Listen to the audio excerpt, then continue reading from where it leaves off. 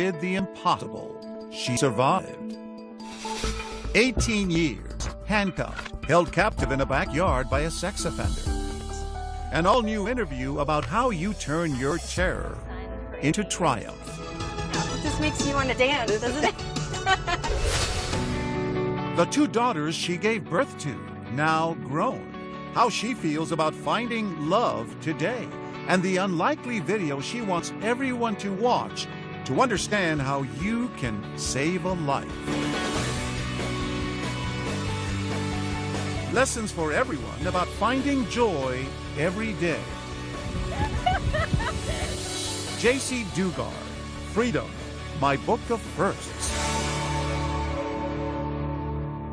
Welcome to a special 2-hour edition of 2020 on ID. I'm John Quinones. It's a story of survival that stunned the nation. Jaycee Lee Dugard was just 11 years old when she was kidnapped by a sex offender and held prisoner for 18 years.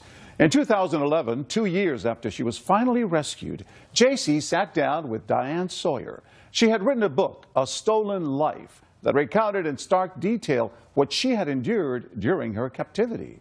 Then, 5 years later, the two met again. Jaycee had a new message, told in Freedom, My Book of Firsts.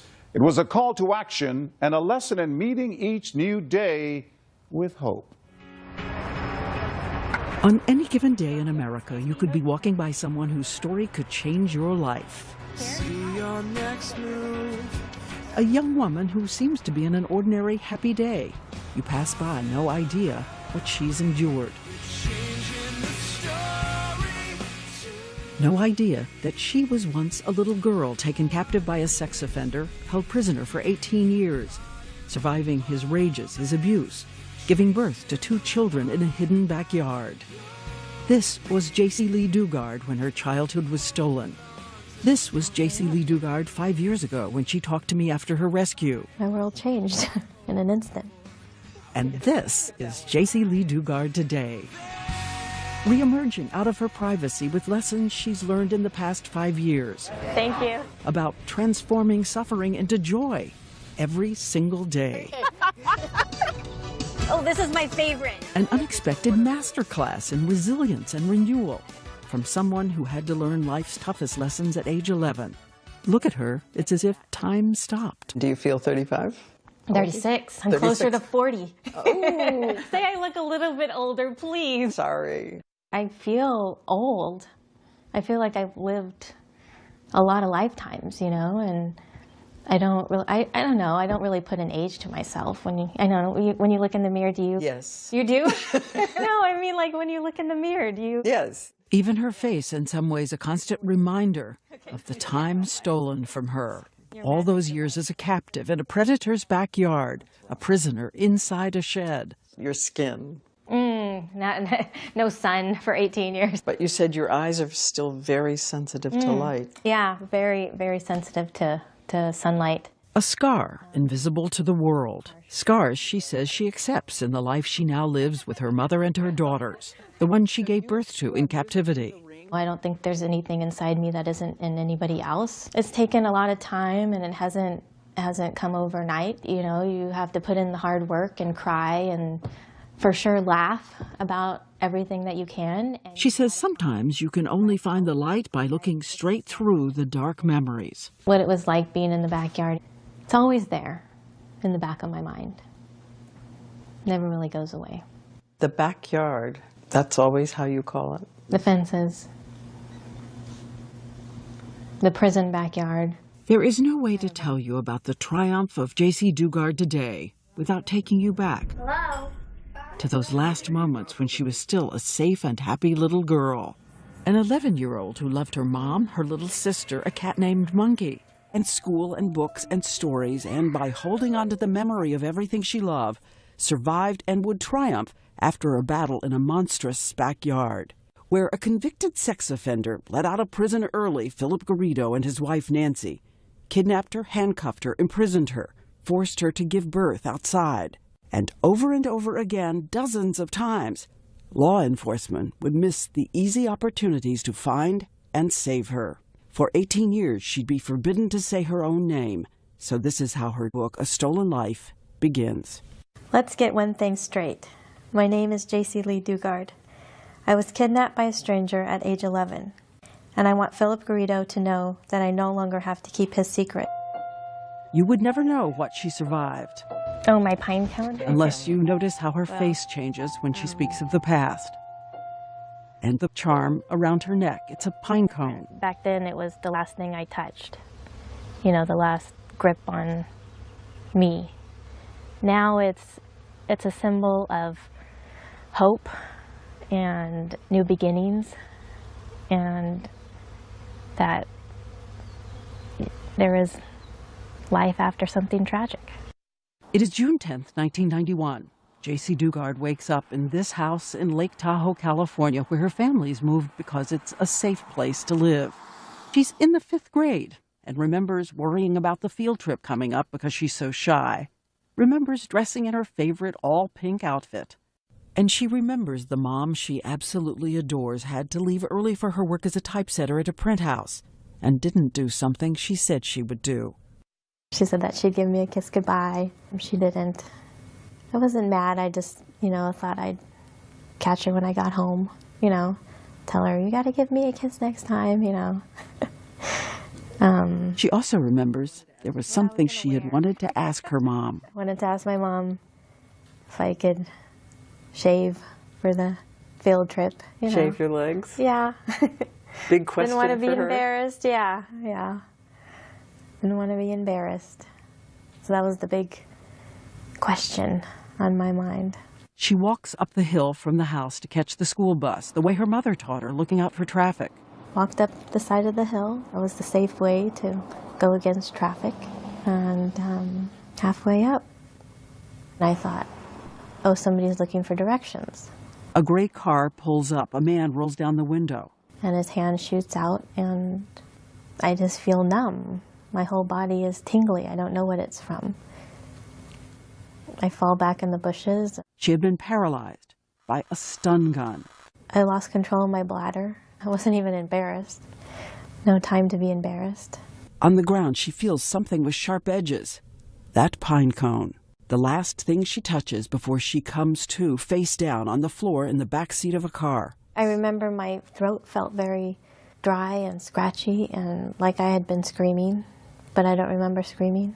The man behind the wheel is that convicted sex offender, and holding her down on the floor in the back is his wife, Nancy. The district attorney believes Nancy scouted the little girl for her husband as a prize.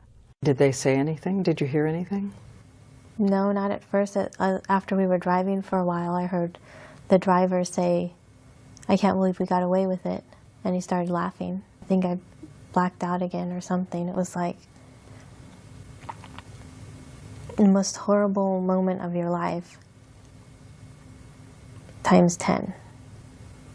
120 miles later, this is where the car stops, a house on a neighborhood street. Garrido tells her to be quiet. I said, I think it's probably one of the only things I said was, my family doesn't have a lot of money, they can't pay the ransom. That's what I kidnap as ransom, right? Yeah. No.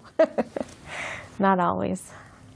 He is 40 years old, 6 feet 4 inches tall, 196 pounds.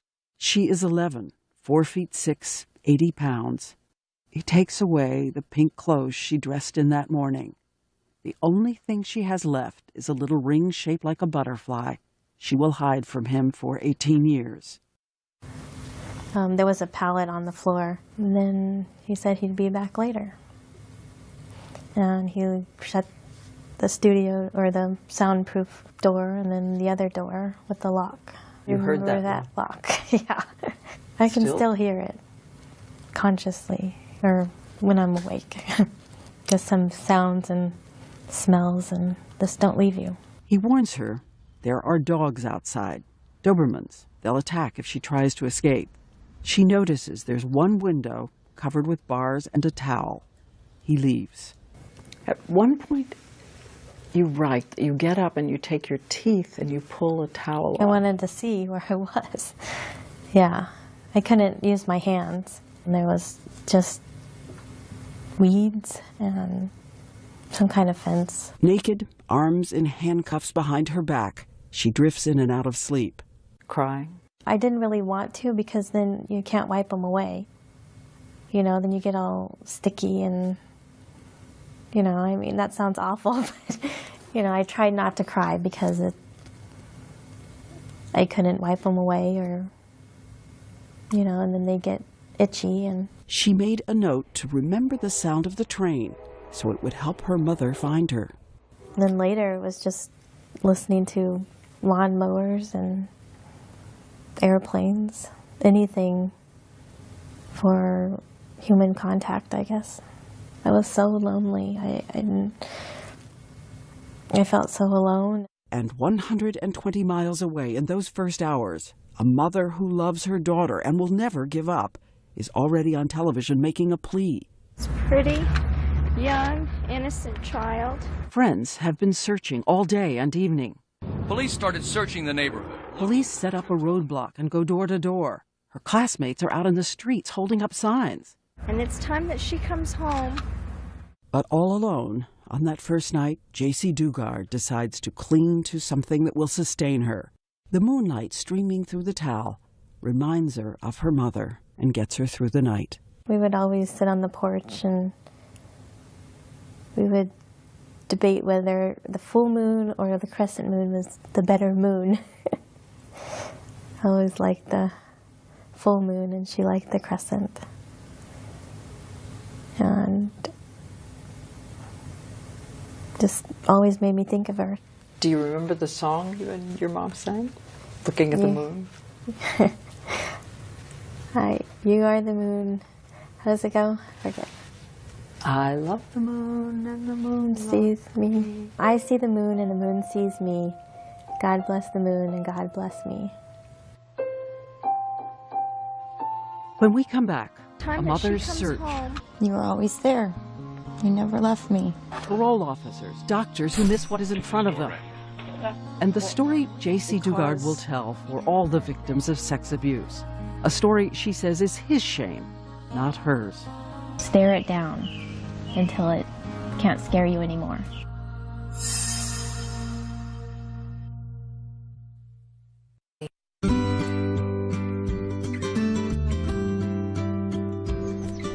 We meet up with Jaycee Dugard at a ranch near her house. For the past 5 years, she's been coming here.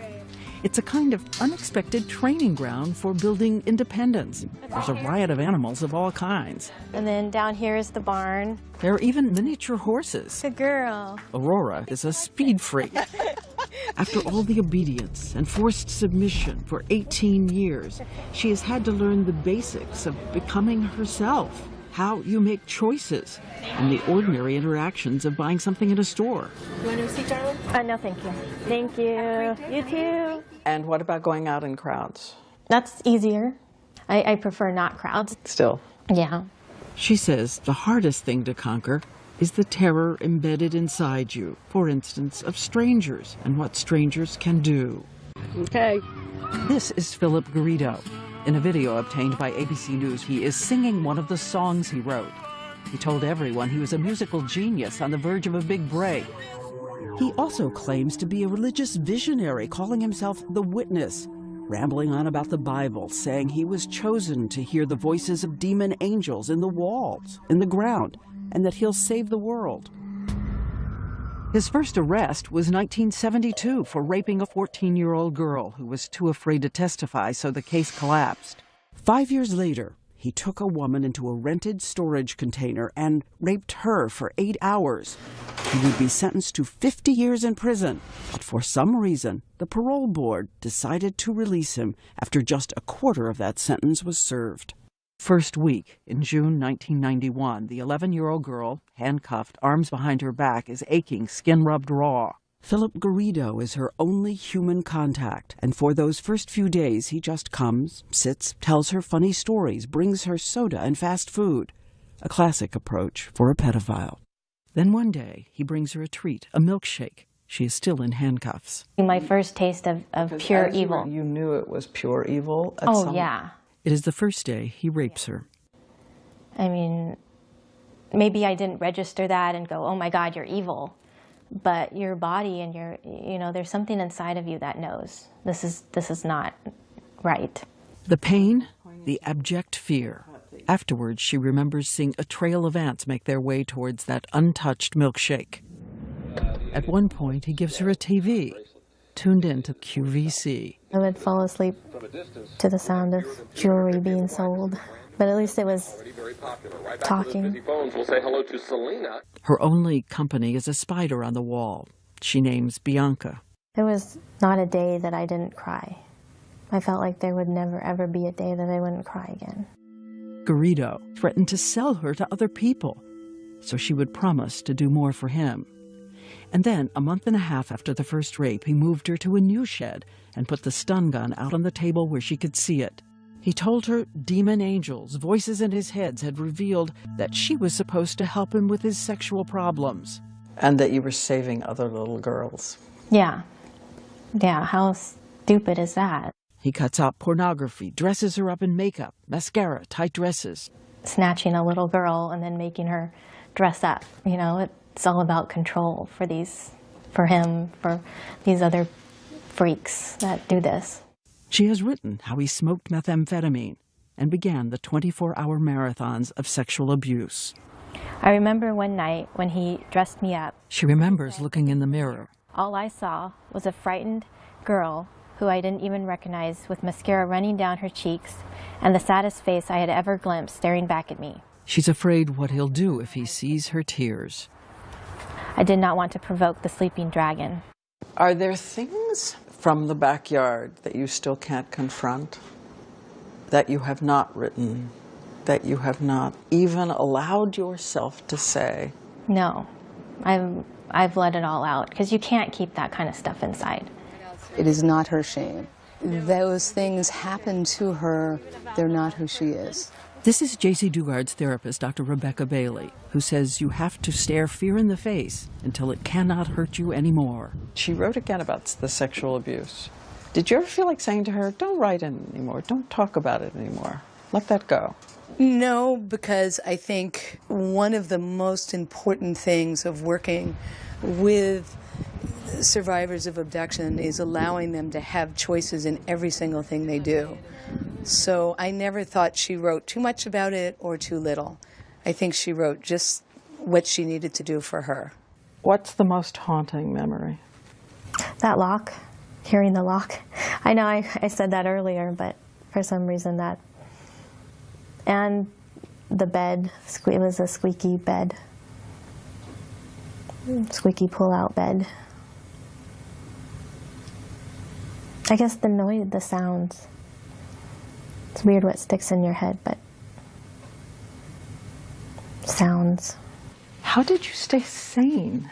I don't know. I was still alive. There was still hope. Still hope. I'm trying to imagine how you are coping. I'm trying to imagine. I don't know. I can imagine being beaten to death, you know, and you can imagine being kidnapped and raped, you know, so it's just, you just do what you have to do to survive. She says she is telling her story so that the thousands of other survivors of sexual abuse know that survival is your strength, not your shame. It's that T.S. Eliot quote you have in your book. Yeah, I had about hope. Thinking I have to hope in something. Hope was in the wrong place. But sometimes you just have to hold on to any kind of hope to survive. When we come back, a mother moving heaven and earth to find her child, and 7 months into Jaycee's imprisonment. Some ways she's just as evil as Philip. A new jailer, new fears. Very twisted minds.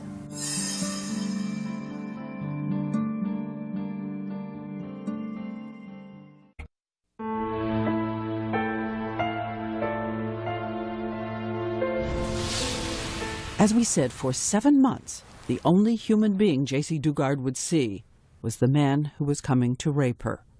Back home, that field trip she had worried about was long over. Back home, her 5th grade classmates have now graduated elementary school. Her mom is raising her little sister, feeding Monkey the cat, and asking everyone to keep searching and believing Jaycee will return. She is coming home. That gives me a lot of hope, a lot of optimism. Somebody's, feeding me dreams for a reason. And by the way, her biological father had left the family, was never in Jaycee's life. There was a stepfather, but Jaycee was not close to him. 2 hours away, Jaycee is now being moved back and forth from the soundproof room to the larger room where she's handcuffed to the bed.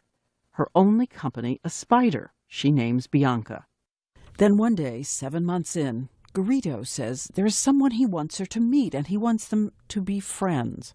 She enters the picture. Yes. Nancy. Nancy Garrido is his wife. They had met in a visiting room at Leavenworth Prison. He, a prisoner there, she visiting her uncle. She, a Jehovah's Witness. He talked to her about the Bible.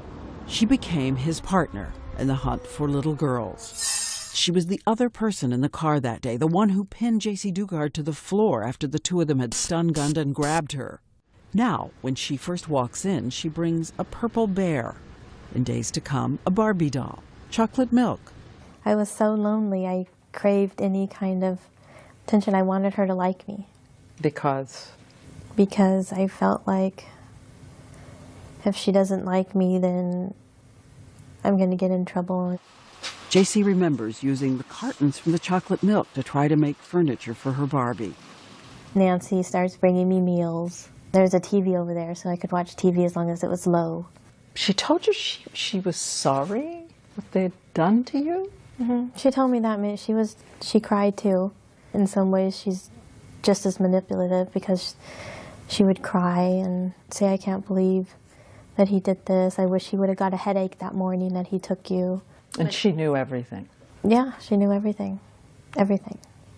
What makes somebody do that in the first place? Take somebody else's child just to satisfy your husband. I don't know, she's just as evil as Philip. Very twisted minds. Twisted. Okay. Does it say record still? Yes. Good. And remember the video of Philip Garrido playing his guitar? In fact, he is at a children's playground. His wife Nancy is holding the camera and will furtively move it off him away to gather pictures of little girls. You got me real good? Yes. I can see you really good. And don't forget, he is a convicted sex offender supposed to be monitored by law enforcement, at times even tracked by an ankle bracelet. As we said later, we will go to law enforcement and seek answers. When they are arrested, Nancy Garrido will also be charged with kidnapping and rape by force. We remember a moment from the courtroom. Philip Garrido, Nancy Garrido, in a jury box separated by their lawyers. When suddenly he looks at her and mouths the words, "I love you."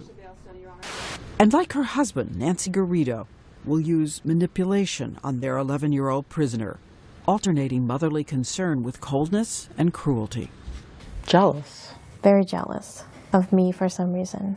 Like I wanted her husband to rape me. Very jealous and sick. She worked by day as an aide in a nursing home, but when Philip Garrido vanished for a month, she replaced him as jailer. A whole month. He's gone. Yeah, she said that he was on an island with a friend, but he was actually sent back to prison. Only for failing a drug test. So it's the two of you. Yeah. She would lock us in every night. She wanted to watch this scary movie called The Unborn.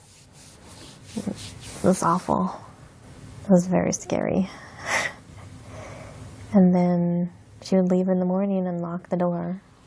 And the two of them also worked together to use Jaycee's love of animals to manipulate the little girl, giving her kittens that would then mysteriously vanish. Well, it was Tigger, and then it was Snowy, who, I don't know what happened to her. Another kitten was named Eclipse, a girl kitten. Jaycee loved so much she asked for paper and a pen to make a little diary. She writes how grateful she was for the little kitten and how much the Garridos told her they paid for her, adding, "Last night I started to cry and she heard me.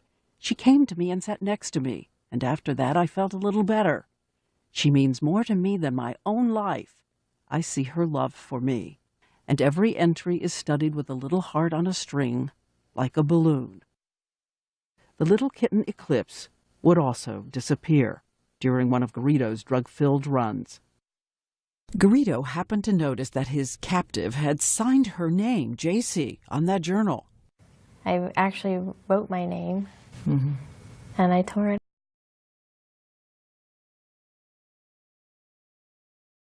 Last time. The last time for 18 years she'd be allowed to write or speak her name. Losing her name and fighting to hold on to the memory of the face that is keeping her alive, her mom. I wanted to see her more than anything. And worried you'd forget. Worried I'd forget what she looked like or what she sounded like. Would she forget me? Would she want you after this?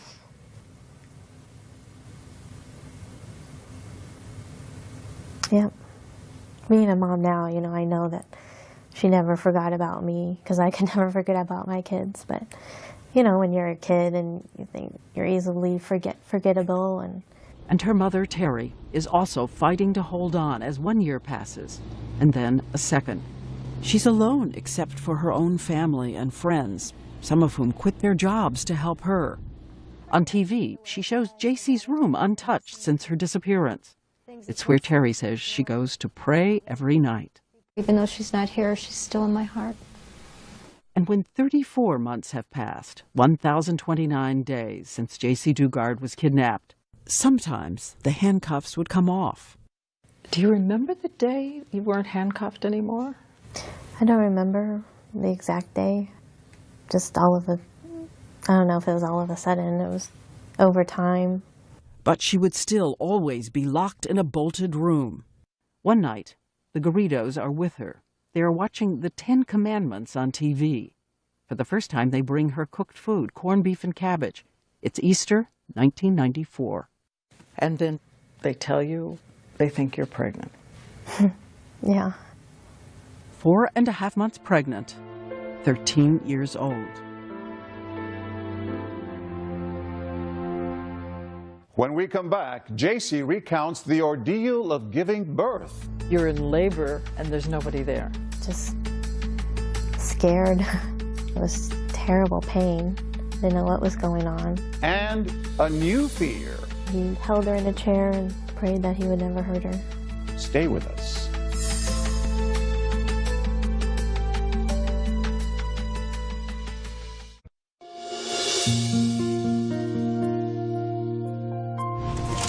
Do you trust me to drive? Kind of. Take a drive with Jaycee Dugard. Happy. And somehow, everything means more. Like a room without a roof. I like that part. Me too. A room without a roof is awesome. That happiness is the truth. And then, when we're on the road, we see something that seems right out of a children's story. Oh, so hot. Oh my gosh, there's a deer. And a deer? Oh, there's a baby deer. You'll have to imagine what we saw. A mother deer like a ballerina leaping across the road into the forest. Another baby deer. And right behind her, 2 little babies joyfully vaulting into the trees. That was me and my girls. Her 2 girls born in that backyard, now all grown up and thriving. 5 years ago, she told me about being a child herself and seeing her first baby. Did you have any idea what it meant to give birth? No, I had never seen it happen. She will have no medical care. She's bewildered by what her body is doing, and the doors to the outside are bolted. No sun, no sky. She learns the link between sex and pregnancy from TV. There was this show that he would talk about a lot, Growing Up Baby or something like that. So I'd watch that, and he was watching birthing videos and just learned. And he said that he would read up on it and he would do it? Yeah. August 18th, 1994, you're how old? 14. Having a baby in a backyard. Yep, I did. She is locked in, alone, watching Dr. Quinn Medicine Woman when she feels the first sharp pain. You're in labor and there's nobody there. I didn't know I was in locked labor, up? but yeah, I was still, locked at that time. Just scared. It was terrible pain. I didn't know what was going on. Hadn't seen anybody all day. She will be in labor all by herself for hours. Finally, the Garridos return. They give her codeine. The labor continues for another 12 hours, and with a complication, the baby is still inside her. Philip Garrido uses his hand to unwrap the umbilical cord from the baby's neck. He had seen that on one of the shows, that's what you do, because she wasn't coming out. So he did that, and she came out, and then I saw her. She was beautiful.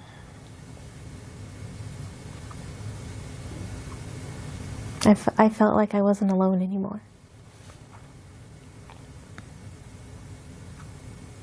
Had somebody that was mine. I wasn't alone. And I knew I could never let anything happen to her. I didn't know how I was going to do that, but I did. And when Garrido takes the baby, he held her in a chair and prayed that he would never hurt her. Was it your terror? Yeah.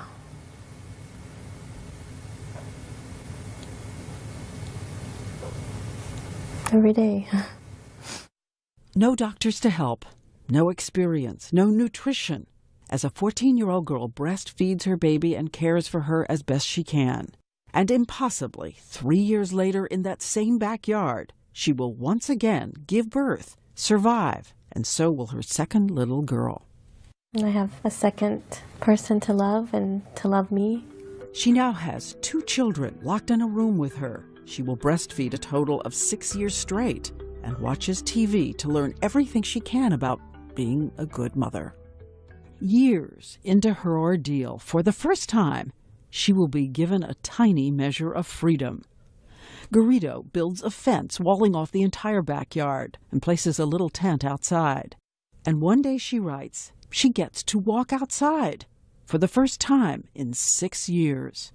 I can feel it, she writes, the sun warm on my face. And experts who study survival say nearly all those who make it through long seasons in hell find some way to create meaning no matter the reality of their day. Amid the trash and squalor, you planted little flowers. Yeah, I like to garden. This was your garden? Yep. Even little flowers in the tent. And she hoards the children's books they gave her. She has an idea.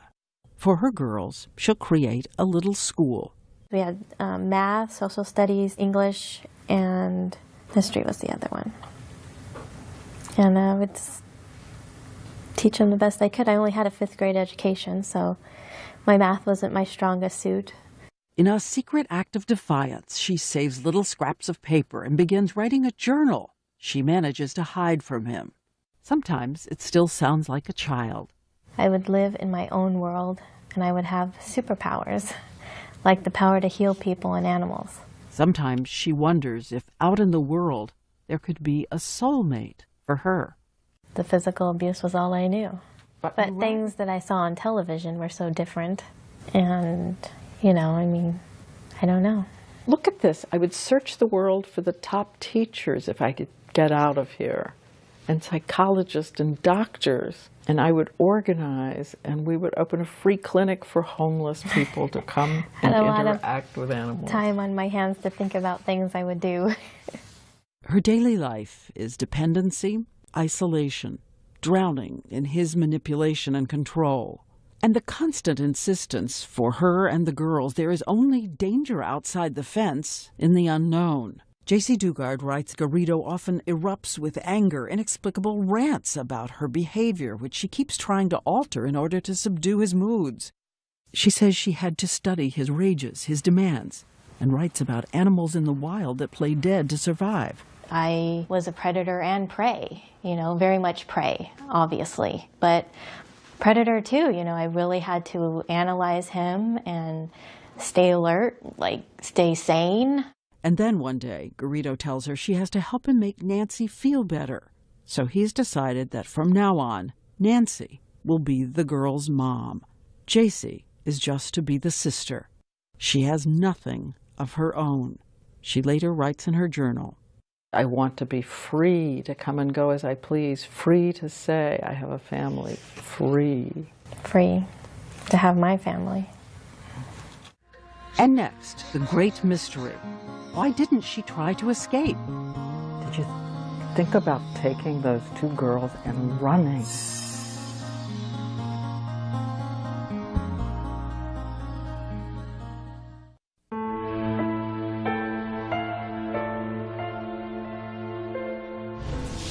For 18 years, Jaycee Dugard was held prisoner by Philip Garrido and his wife. But as you're about to see, sometimes she was hiding in plain sight. And after her release, questions would linger. Why had authorities not found Jaycee? And why was she unable to help herself? Once again, here's Diane Sawyer. Why is this door blocked?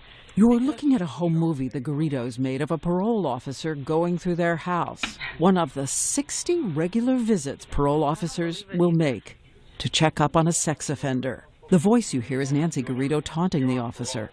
What does a parole agent do for his parolee? Ma'am, you can come in the office and we'll discuss that. As the parole officer fails to find Jaycee Dugard 30 feet away. On another occasion, Garrido actually lets her into the house. She even has a casual exchange with a parole officer, not daring to say who she was. I actually talked to one of the agents, and the agent proceeded to give Philip his urine test and left. This made me feel like didn't really care. A neighbor called 911 once and said she had seen girls in his yard. Nothing was done. And so more and more years go by, summers, fall, winter. Jaycee Dugard's little friends from the 5th grade are now entering college. She has been told to take a new name. Who were you? I was Alyssa. I liked the actor Alyssa Milano and Who's the Boss. I couldn't be Jaycee, so I picked another name. And who were you inside when you would be out among people? Hiding. Afraid I'm going to make a mistake and do something wrong. And no one seemed to see you? No, nobody noticed. She said by then she'd gained weight and her blonde hair had turned brown. Did you know that there was an artist's attempt to imagine what you looked like? What do you think? I don't think it looks like me. When she became 17, both babies now born, Garrido's sexual interest was over, but not his hold on her. When we talked 5 years ago, we think you can almost see something haunting her as she looks back at who she was then. Did you think about taking those two girls and running? I'm sure I did, but it wasn't something I felt I could do. Because? The situation felt like it wasn't an option. I don't know how else to explain it. There was no leaving. What would it have taken for you to believe you could leave? I've asked myself that question many times. The mind manipulation, plus the physical abuse I suffered in the beginning. There was no leaving. Maybe if one of the girls were being hurt. And everyone who thinks that maternal impulse would just scoop them up to run doesn't... They were safe. I was being told that the outside world was dangerous. I couldn't ironically enough, filled with rapists and yes, pedophiles. and pedophiles. I couldn't protect them out there. It's like what I knew was safe, the unknown that was out there was terrifying, especially when thinking about the girls. Garrido had built fences around her so much higher than the ones we can see. And even when she's in her 20s, Garrido has started a printing business and she's designing cards and invitations on a computer with internet. Her mother is on her mind, but her hands are still unable to move. He said that the computer keeps track of all that stuff and he could see that. A couple of clicks. A couple of clicks. But you never... I never did it. Something always held me back. It was like I still had those handcuffs on. Which brings us to one of the great mysteries of human behavior. What was the psychological stun gun that paralyzed her action, even when the doors were unlocked? Classic. Classic. Manipulation, being responsible for everything from time to food to human companionship. And you see it over and over again. You do see it over and over again. Her therapist, Dr. Rebecca Bailey, says what happened is a kind of coping and adaptive helplessness. It comes with years of abuse, when emotional handcuffs become stronger than tangible ones, when wielded by an expert predator. Which is why Jaycee Dugard says she's on a kind of mission today to change the way we talk about victims. She's even been invited to speak at Yale and Harvard and Mass General. Hi, everyone. My name is Jaycee Dugard. Reminding everyone what terror does to you and how many children never make it back alive. She's outraged by a phrase used often in this country. She says the phrase implies that children cracked by terror and abuse become affectionate toward their captors. The term is Stockholm Syndrome. Is it Stockholm Syndrome? Stockholm Syndrome. Stockholm Syndrome, which means she developed a bond with her abductor. Bond gets deeper the longer the person's held in captivity. Stockholm Syndrome was first used in the 1970s in Sweden to describe a connection hostages formed with bank robbers there. Why do you hate the phrase Stockholm Syndrome so much?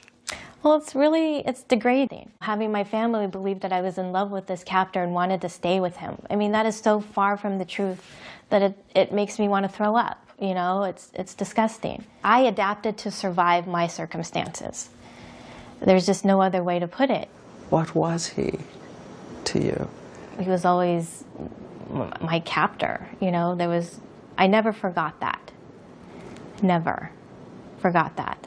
But even as Jaycee Dugard was drowning in the undertow of Philip Garrida's paranoia and control, she managed to cling so fiercely to her fading memories of mother, love, and hope. And look again at her secret journals, where she makes a little list of dreams for the future. First thing on the list. See my mom. See my mom.